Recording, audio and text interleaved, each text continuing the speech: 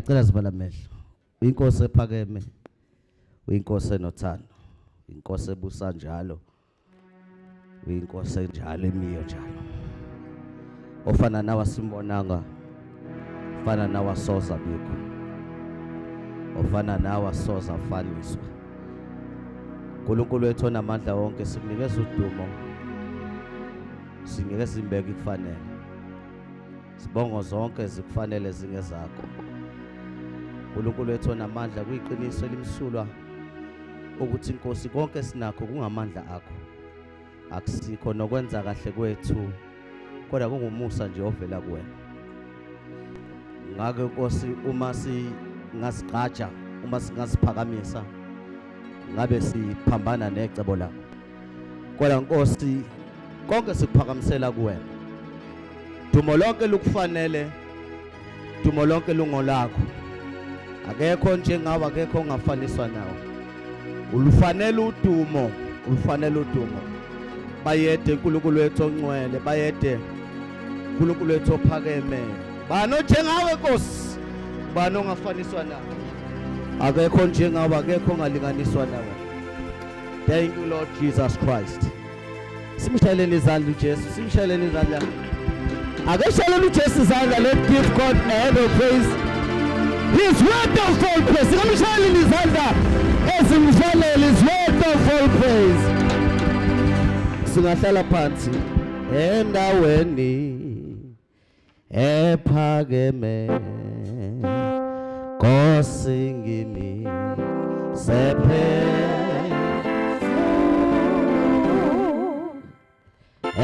endaweni ephakeme, Nkosi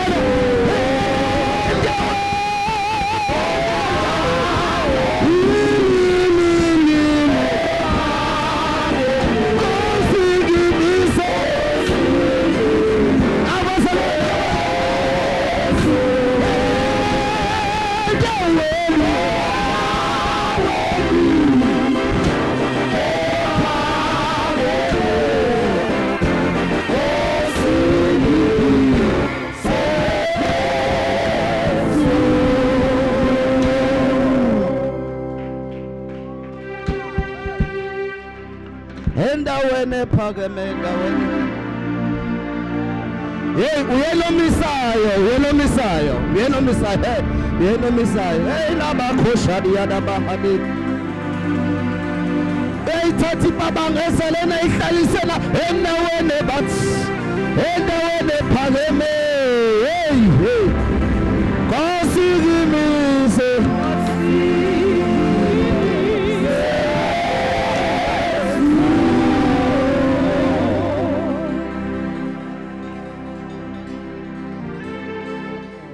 Siyabonga Nkosi ekuseni egameni likaKristu Jesu waseNazaretha. Siyabonga ukuthandwa nguwe maluso muhle. Ozwi lakho lithi for so God loved the world that he gave his only begotten son, that whomsoever believeth in him shall not perish but shall have everlasting life. Nasekuseni we have come to celebrate this everlasting life that you have given us, oh Father. Egameni likaKristu Jesu Nkosi, impela ungcwele, impela uphakeme, ufanele ukudunyiswa, ukhazimuliswa wena wedwa, onguNkulunkulu munye egameni likaKristu Jesu Nkosi. We love you kakhulu Father in the name of Jesus. Sibishalela izandla uJesu. Asishalela uJesu izandla ezimfanele.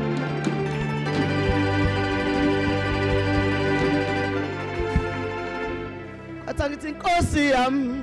Hayi. Nkosi yami. Nkosi yami. Baba yakuthanda yami. Awuthi khona kuleli sonto bakithi. Sambona nkonzeni sanwe. Sithi Nkosi yami. Nkosi yami. Nkosi yami.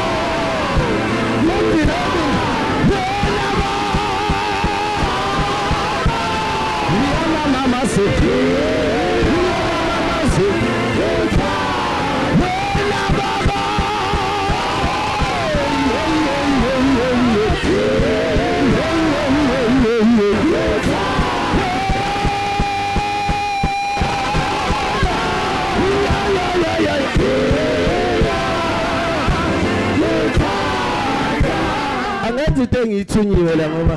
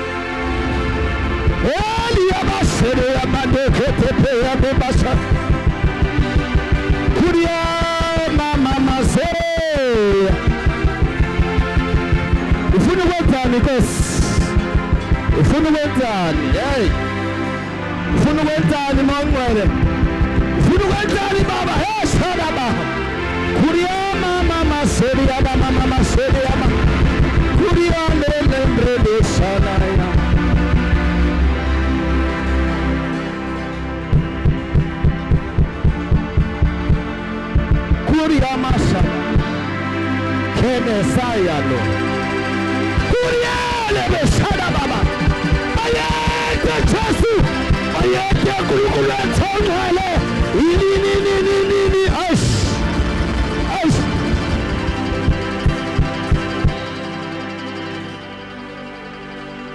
Aslan phansi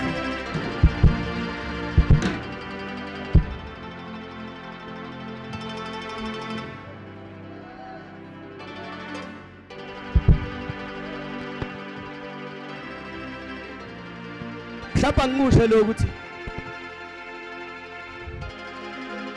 ungabi ne-mentality yokuthi lento uNkulunkulu entsha azoyiqala uzoyiqala ngolanga bese wena uyasikhipha kuyo. Hey, ngicela ukuyiphinda leyo.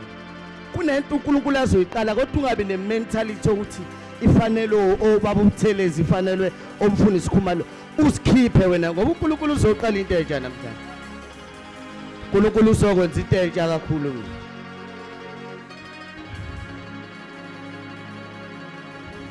Ungayibuki ngamehlo ukuthi ifanele obani lento uNkulunkulu ezenza. Ungayibuki ngamehlo ukuthi ifanele osibanibani bese uyasikhipha wena. Aish. Uyabona an example ukuthi uNkulunkulu engasebenzisa noma yini.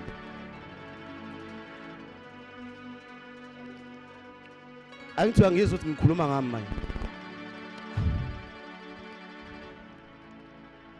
Example ebona ingafanelwe. Hlaba ngibeke kanjani. Angisho ukushumayela. Kodwa angifanelwe uNkulunkulu angenzela khona.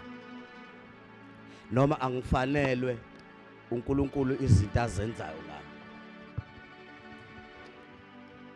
Do not make a mistake. Ucabanga ukuthi ifanele osibanibani.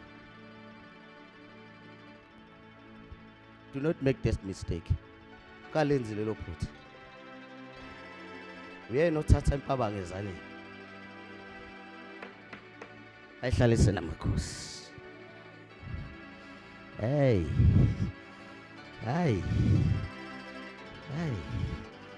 David umangidlala ucansi kwabafileyo. Wena Jehova ukhona. Mangibhekisa amehlo ami wena Jehova ukhona. Ngamanye amazwi uNkulunkulu akekho la ingekho khona, akekho la ingeke asebenze khona. Sanibonana esontweni. Ngiyadlula nje kuleyo nto. Ngiyadlula nje. Uthi ungacabanga ukuthi ifanele osibalimali.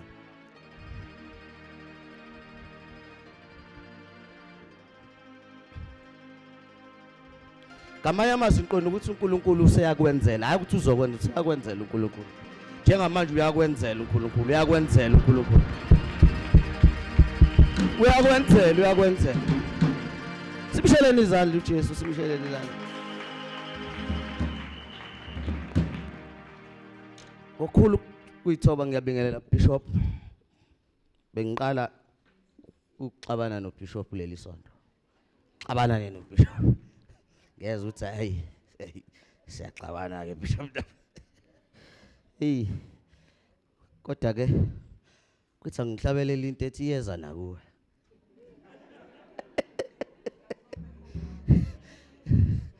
Ingene nje ngiphume eklasini ikholi ngolesibili. Wathi musukuthula ngishilo. Ngathi mangicabanga ukuthi angisebenzi ngileli sonto. Wavele wathi ngisayicabanga mawukhona into othi uyakuyona ngesonto okhohlwe yiyo nathi.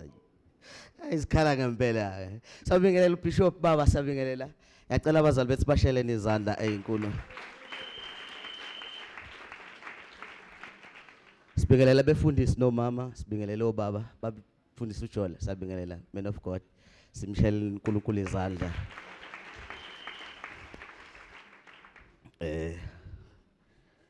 Mfundisi uJola, mfundisi Khumalo, sibingelela ma-BE esonto, ama-elder, sibingelele abantu abasha bonke ngelihle igama leNkosi yami uJesu. Amen. Bona ke iyeza nakuwe. Mama uNdlovu. Iyangixaka lento isho la ngoba thema ngithandaza kuhle ngoba ngibhalile naku la yathi into ekimi align yourself. He's about to do unexpected greater things.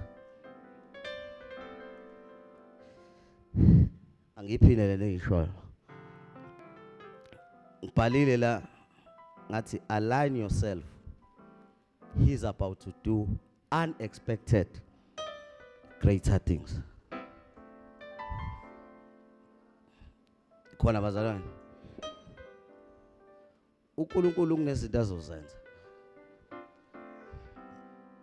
I strongly believe ukuthi khona uNkulunkulu into azoyenza ngaleli bandla. Khona bazalwane. Khona uNkulunkulu into azoyenza. Ngiyacela ezwile Nkosi. Baba uButhelezi omphambili. Hey. That is a very important statement to say or to make. Baba uButhelezi omphambili. Balekile lo. Manibona ngihamba ngedwa akusikho ukuthi ixatshena. Umsebenzi. Sifundo Luka chapter 15. Luka chapter 15. Ayaxatshena umsebenzi.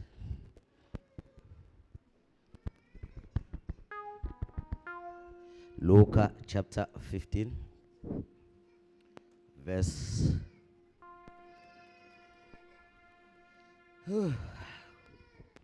Ufanele ukubongwa Nkosi. Hey, ufanele ukukhothanya. Hayi. Muhle Nkosi. Luka chapter 15 verse 17. Ibhalile la ngathi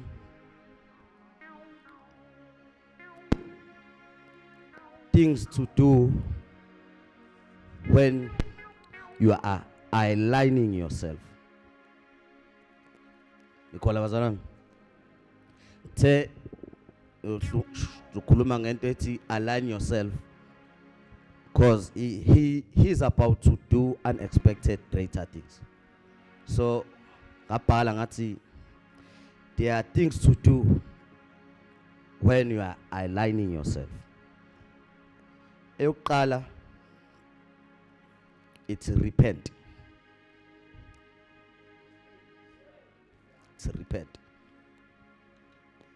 It's repent. Ave siphile esikhathini sibhlungu angisho le angishayi umuntu ngishayi bafuthi. Ave siphila esikhathini sibhlungu mfundisi Khumani.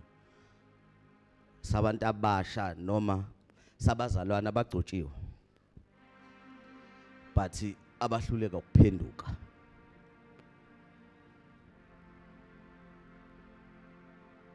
Ahluleka ukuphenduka umuntu azahluleka ukuthi megcoba unolwa abone ukuthi beku right uthi agcoba unolwa. Ahluleke nje ukuthi I'm very sorry my sister. Aqhubene. But umzalwane uyavutha usho ngelimi. Ezinye izinto ke uma ualignwa ezingakhipha endleleni. Ezingakhipha nje endleleni. Umzalwane ungaphenduki. Cela ufunde Luka chapter 15 verse 17 to 19.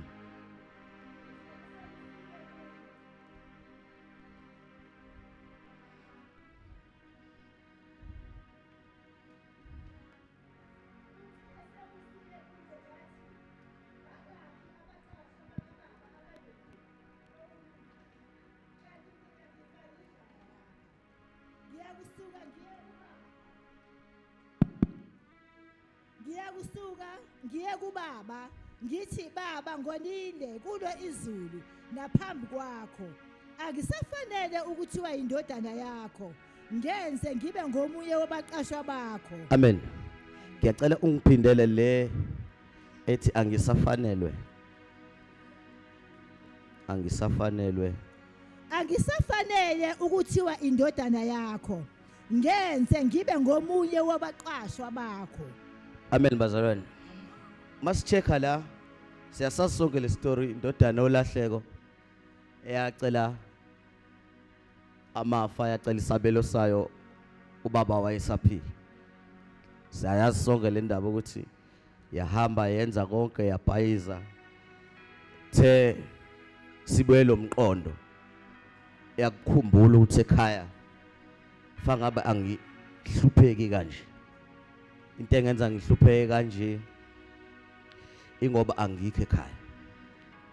Ezinye zezinto lezi yazi ezinye zelezi zinto zokuthi impilo mhlawumbe ibenzima nje ukuthi awukho endaweni ekufanele ngabe uya kuyona.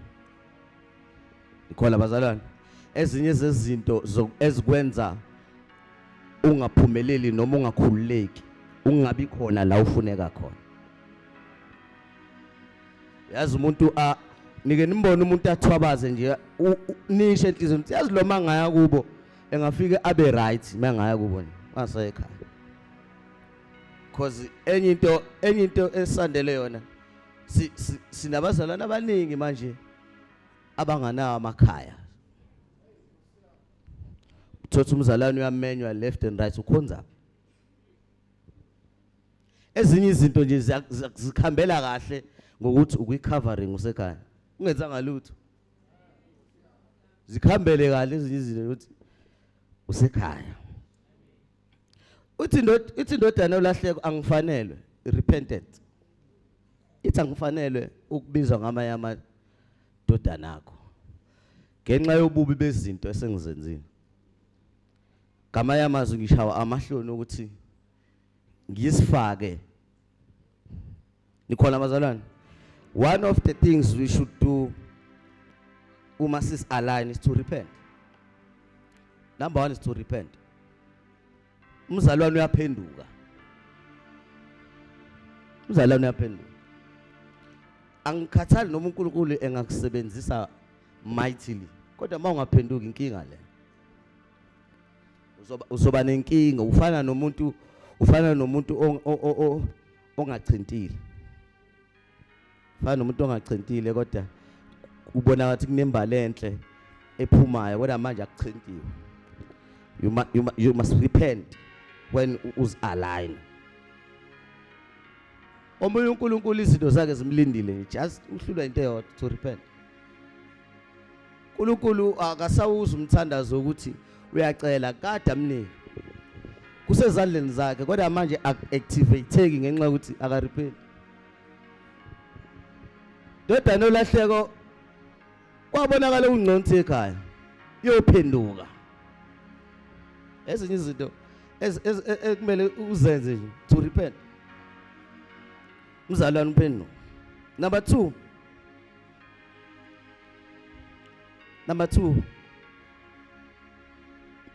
Guide your heart.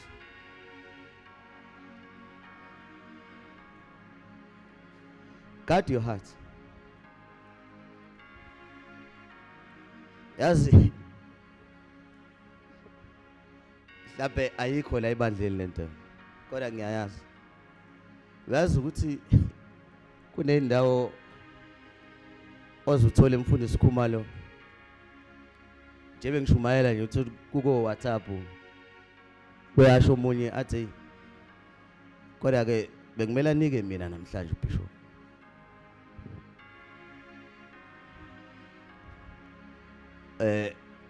Ngathi sekubongwa osibanibani kakhulu. Ngathi uBishop mesenza isibonelo ngathi usesenza kakhulu ngo babushaba ngomncane. Ngathi le nto isinako nje guard your heart. Inhliziyo lithi ubani ngoba injani inhliziyo guard your heart. umuntu akazincomi kodwa uma singaphiwa into right yokuba nenhliziyo enhle. Yazi ube nenhliziyo enhle ubona angisho ukuthi ube sithithithi kodwa inhliziyo yakhe ibe right. Ngoba ungabi nenhliziyo enhle ukudala ukuthi ube nomona. Ungabi nje ungayigadi inhliziyo yakho ukudala ukuthi ube nomona. Uzwe lo mzalwane futhi oh yes. Mawusunomona uba nomina omningi. Mina. Kanti inhliziyo yakhe ayisekho right. Mina ngabe sengihambe kanje ngaleli vesi ngoba phela kunzima nokudriver bekhona odrive emotweni. Athi kunebhend yakulona lapha. Cha ufuna kushayele wena. Inhliziyo yakho nje inenkinga ngoba usamo sesteringini namhlanje. Ubona ngathi ngawuwe. Guard your heart. Uzokwenza izinto eyinkinga ngakho. Uyazi ukuthi omunye umuntu uyangena ezikweletini, hayi ngiyaphi lapho. Uyangena nje ezikweletini ngenxa ukuthi ubone ubani beba nokuthiza. Kanti angakobi isikhathi sokuthi ube naleyo. Uyithukeke usunesikweleti esikhulu.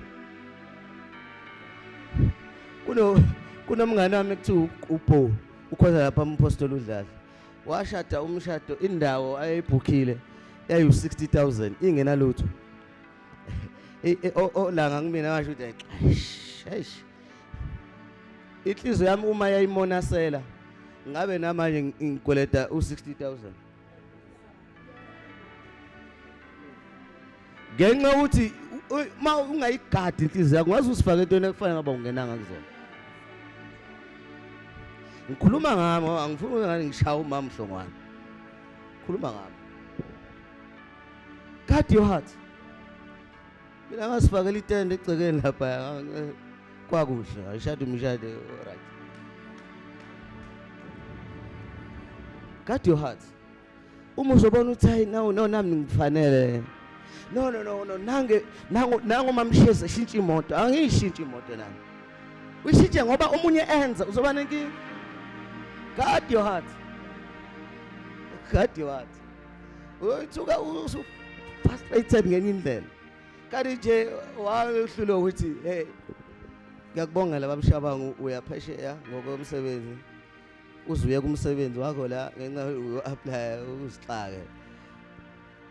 Kanti akakobe isikhathi. Omunye nje kusamele asebenze la abe right la uNkulunkulu kuze kufike isikhathi athi nawe usungahamba. Manje ngenxa ukuthi bayahamba akashabangu la usunenkinga. Hayi leyo nhliziyo. Hayi leyo nhliziyo. Izokufaka inkingeni leyo nhliziyo. Izokufaka inkingeni leyo nhliziyo.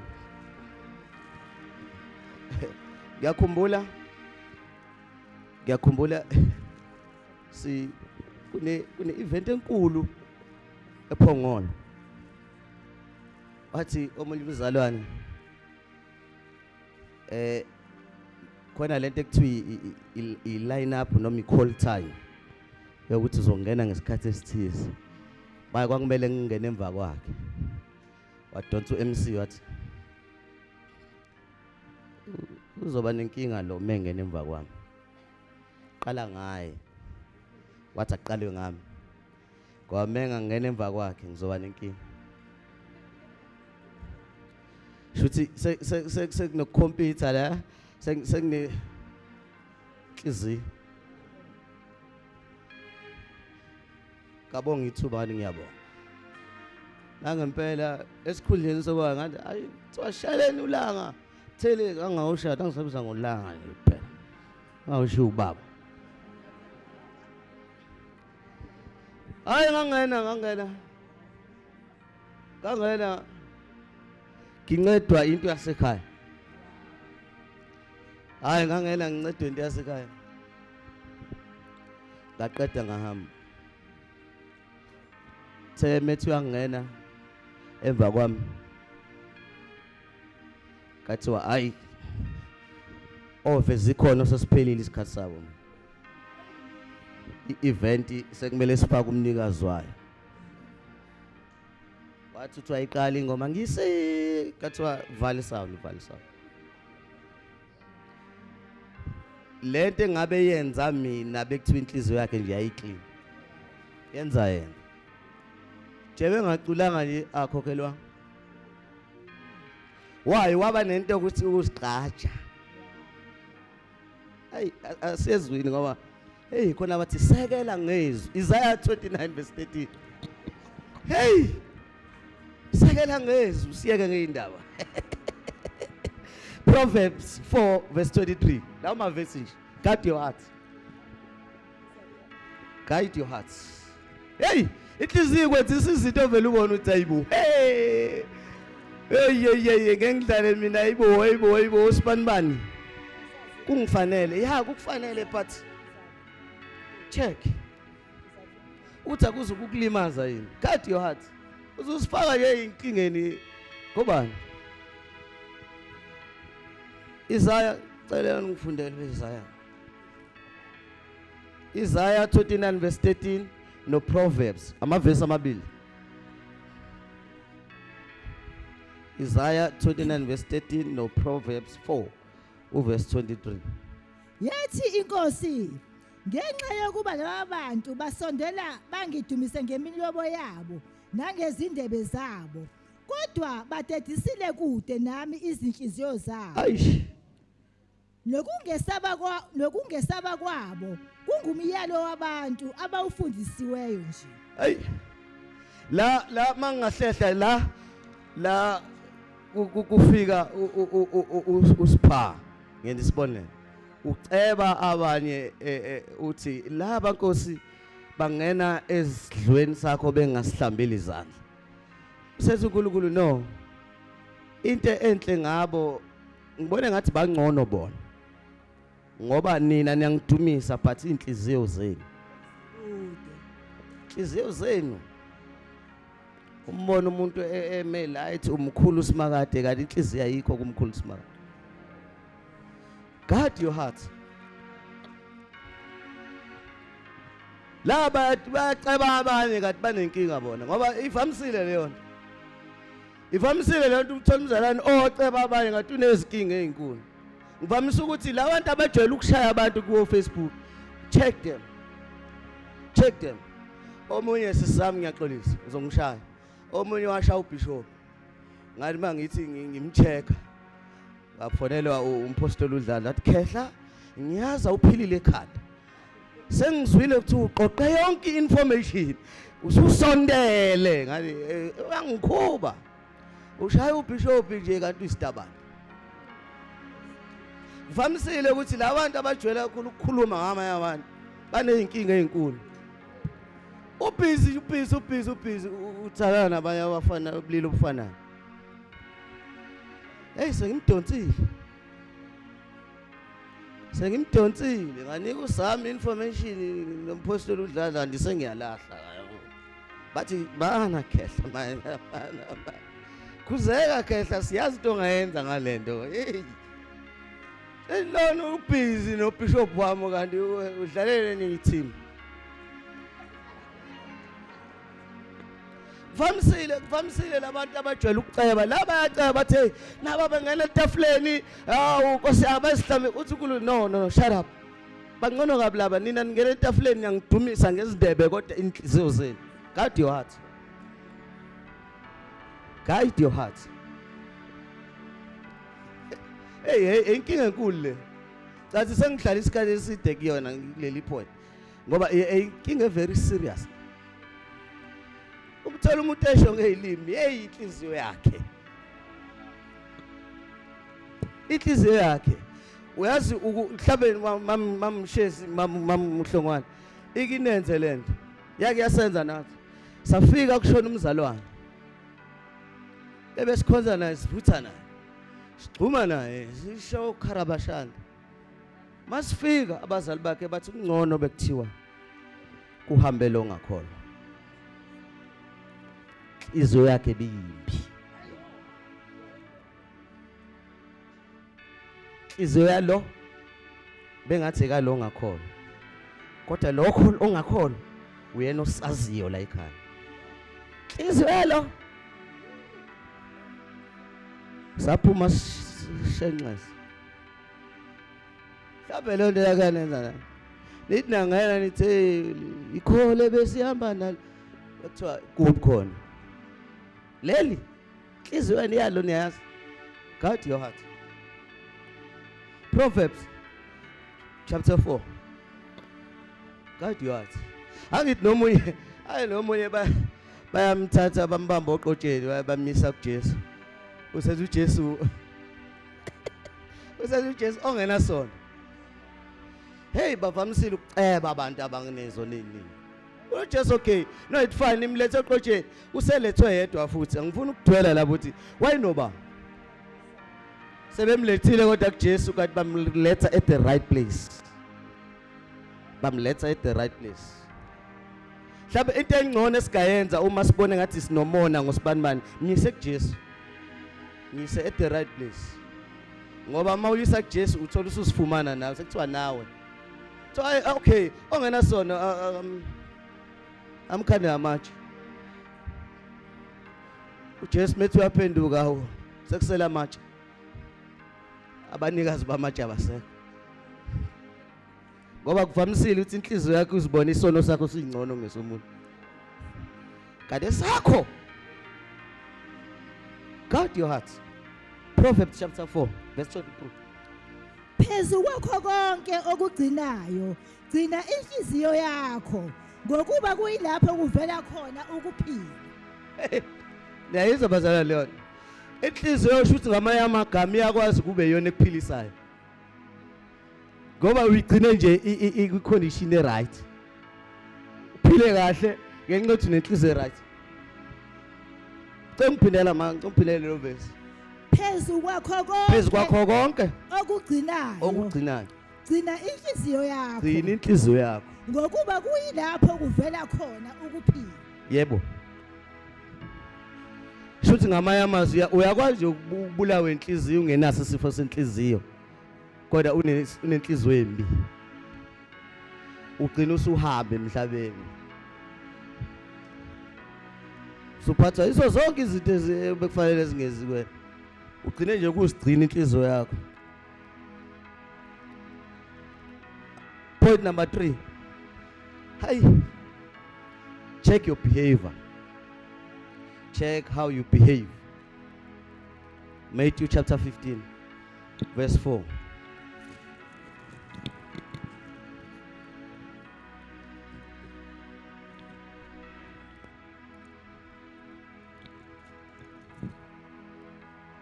Ongifundela Matthew chapter 15 verse 4.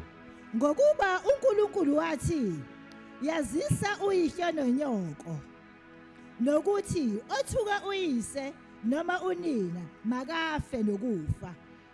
La into engenza ngifundele levesi lento.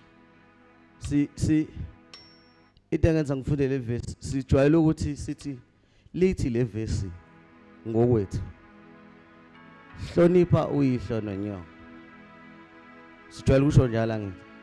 Kodwa lona awulifundisisa lithi yazisa.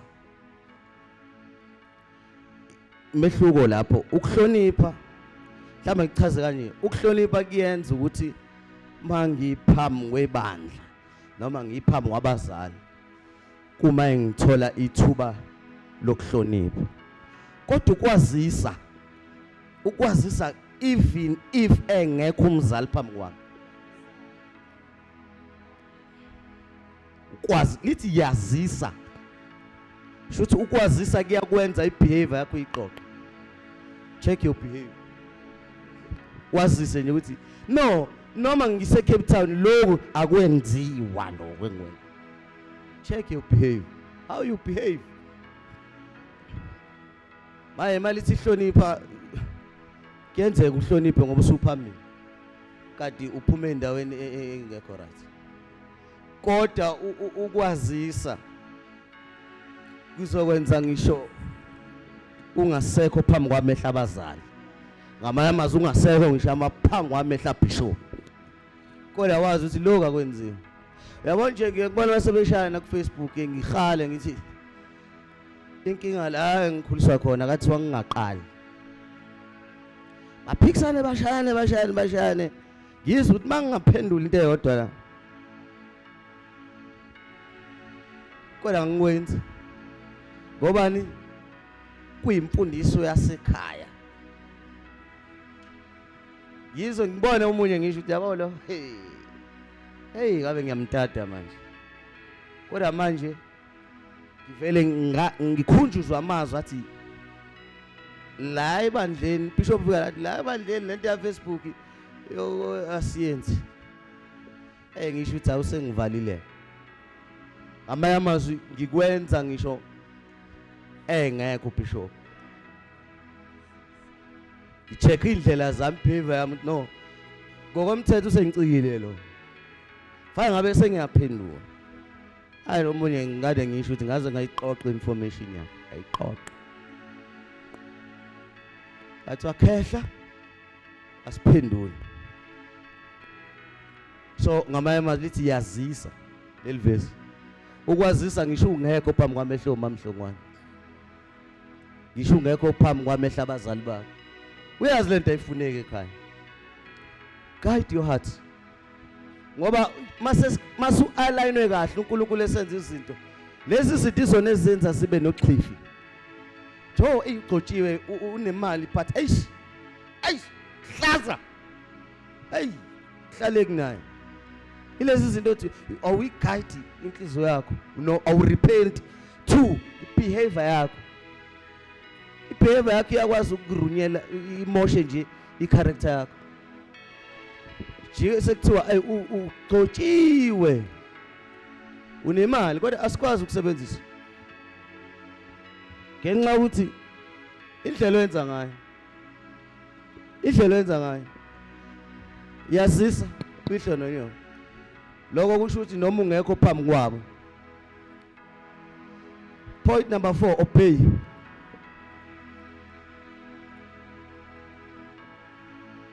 Ukuobeya ukwenza ngisho kuthiwa into awuvumelani na. Ngenxa yokuthi isibeko umzali noma isishiwo iBhayibheli you must obey. Hayi mina le faka we no obey. Uobeya nje kuyaziwa umnikelo oqala ishumi obeya lo. Into engasashunya elaya ke la ekhaya ezishumi.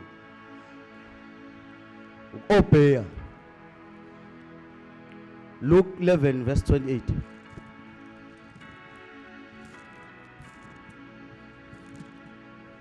Obey. Nisakhona bazalwane? Obey. Lezi zinto ngisikhuluma ngoba ngempela izona ezenza kuthiwa hey kona unento.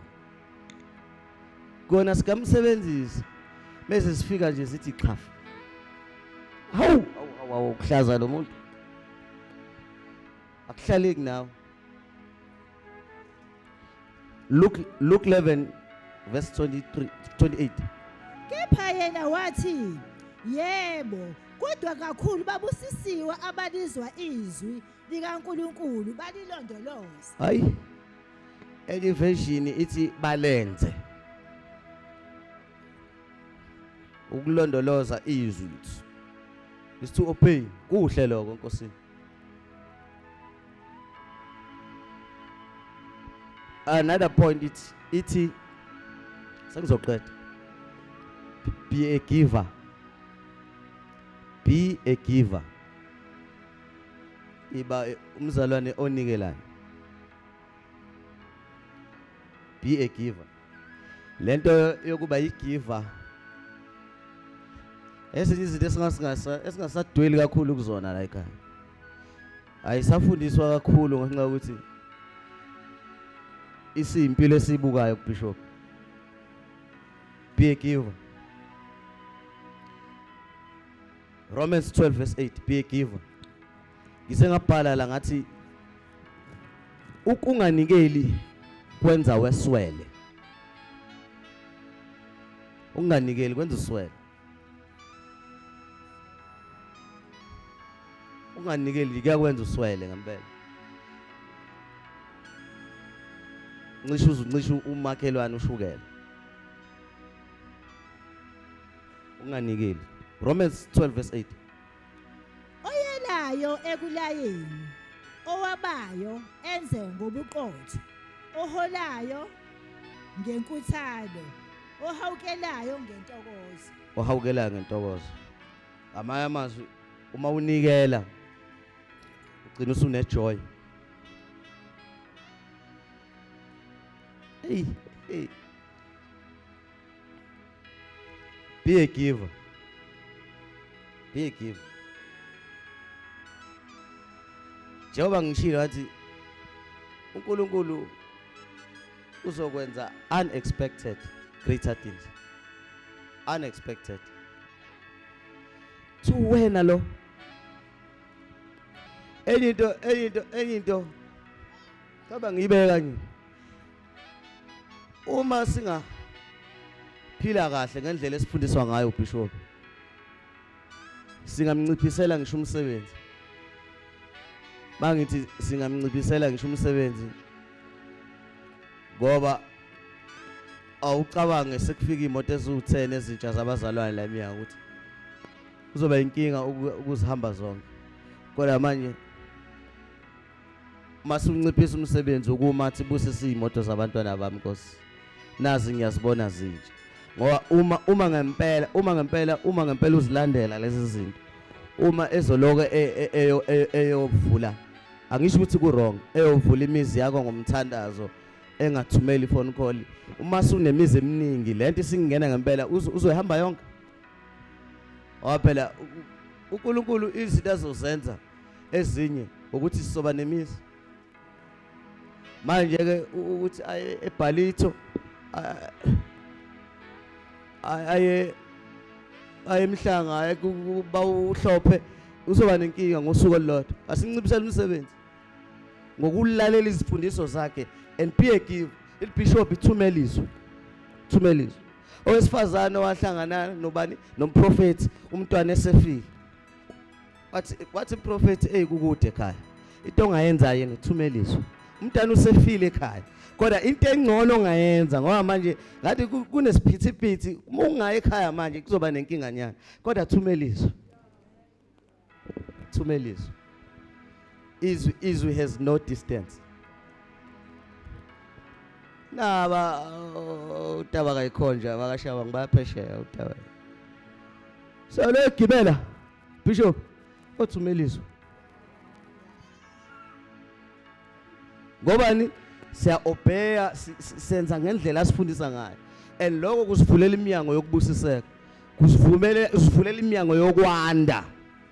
Manje umezoya kwame ezulu lami aye kwakho emhlanga ekujola uzoba nenkinga uBishop ngosuku olodwa. Ngoba ngempela I'm serious. Kuyofika iSunday sithi hawu sofakaza sonke. Yini ngithenga umuzi endaweni ethize. Ekhali weather awu nami ngeke uBishop Big uzodlapi no athumelizwe. Wa manje sizoba nenkinga ngeke sihambele sonke. Ngoba uNkulunkulu uzokwenza unexpected greater things. Unexpected. I think it's last point. No, it's actually 2 points. Actually 2 points. Ngicela Cornelity have wisdom. Hey ngibulala ke le. Umshumayeli chapter 9. Verse 14. Verse 14. Have wisdom. Wisdom uyakwenza nje ukuthi ukwazi ukuyibeka indaba yakho. Have wisdom.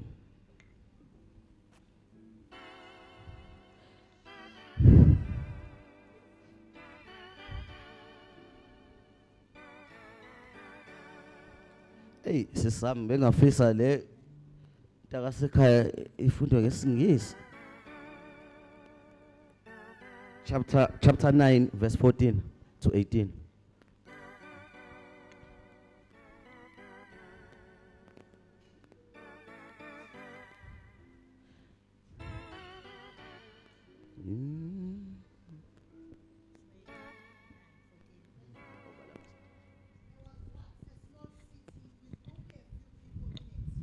is oh, thank you.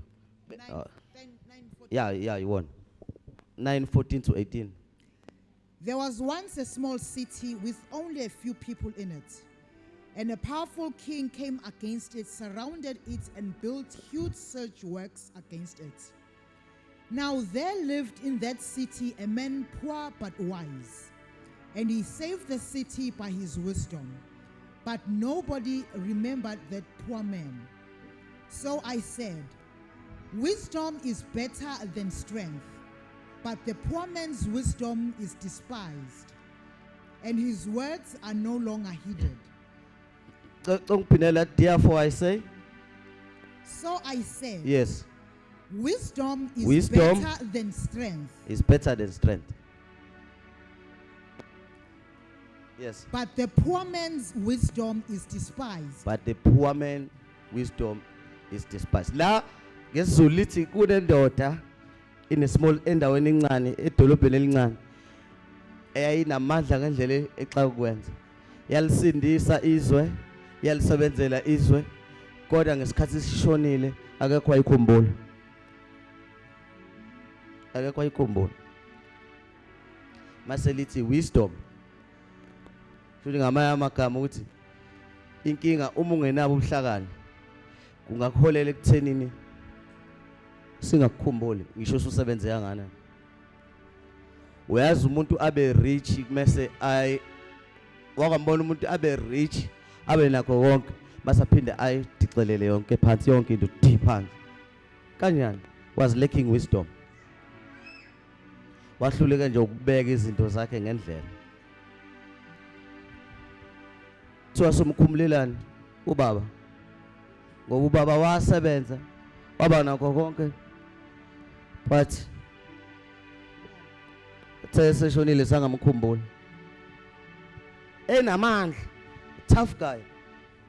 Ithi mawuqhubeka nalo uthi makuthiwa kwakunempi kwakubizwa yena kuleyo ndawo kuthiwa Nkosi naba besihlasela abantu iyodwa ilisindise idolobha. Kodwa ithe sishonile zangikhunjula. Ongitshele nje susize lonke itheku. Kodwa singakukhumbula usihambile. Ngenxa ukuthi you were lacking wisdom and you were poor.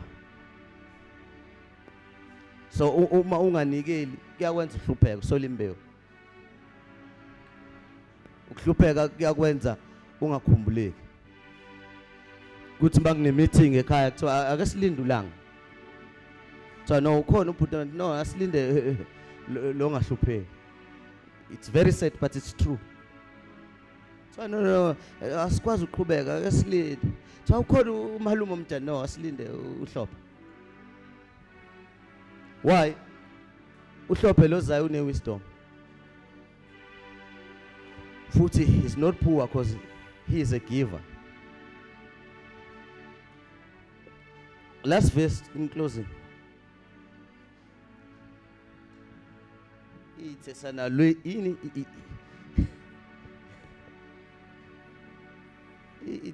iThessalonika ngesizulu. Hey. Zulu. Zoqala chapter 5. Last verse. Last verse.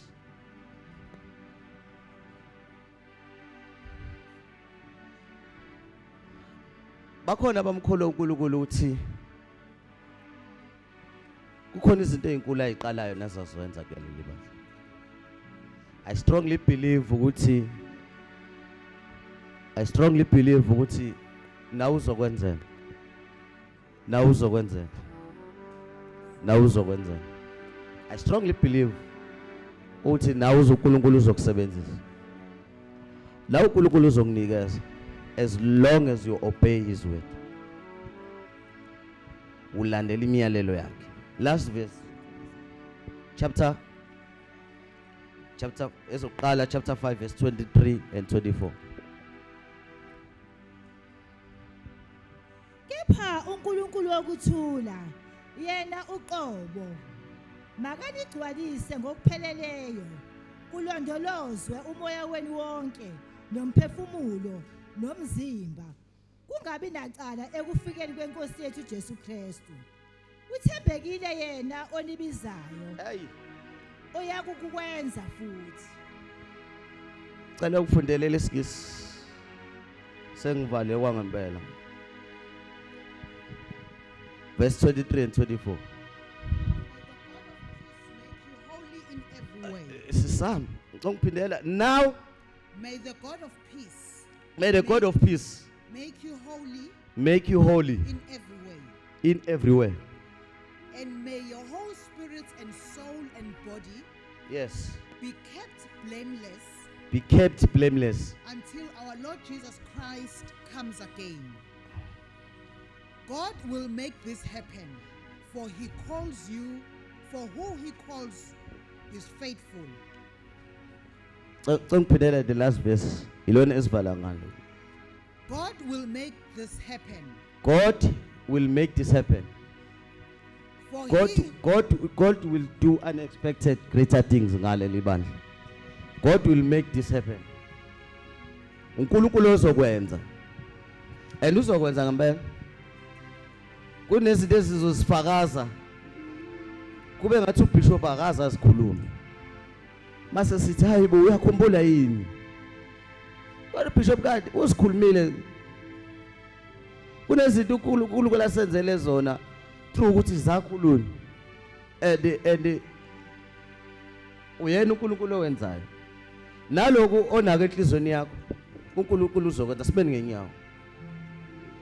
Asibeni ngenyawo. God will make it happen. God will make it happen. God will make it happen. God will make it happen. uNkulunkulu owenzayo uNkulunkulu osaziyo. Amandla onke kuwe. Ukwenza konke kukuwe. Siyakubonga uNkulunkulu othongcwele. Siyakubonga uNkulunkulu othophakeme. Siyakubonga dwala lamadwala. Thank you Lord God Almighty. We thank you ukuthi Nkosi uzokwenza unexpected greater things. Unexpected greater things. Sikholwa ukuthi Nkosi usukuyenza usuqalile. uNkulunkulu wethu we believe ukuthi siyothi siliqeda iphasika sesinobufakazi obusha. Ukuthi uNkosi uNkulunkulu usenzile futhi. Enza kuleli ekhaya, enza nakuleli ekhaya. Enza kulo baba, enza nakulo mama. Enza kulo sisi, enza kulo bhuti. Enza kuleli bandla lethu Nkosi. We believe ukuthi Nkosi uma wena ukhona Nkosi. Nasiphi isimo siyakulalela. We thank you and we believe in your word. Phakama njalo Nkosi. Sinciphe thina in Jesus name. Amen. Sibisheleni izandla uJesu. Sibisheleni izandla uJesu. Amen.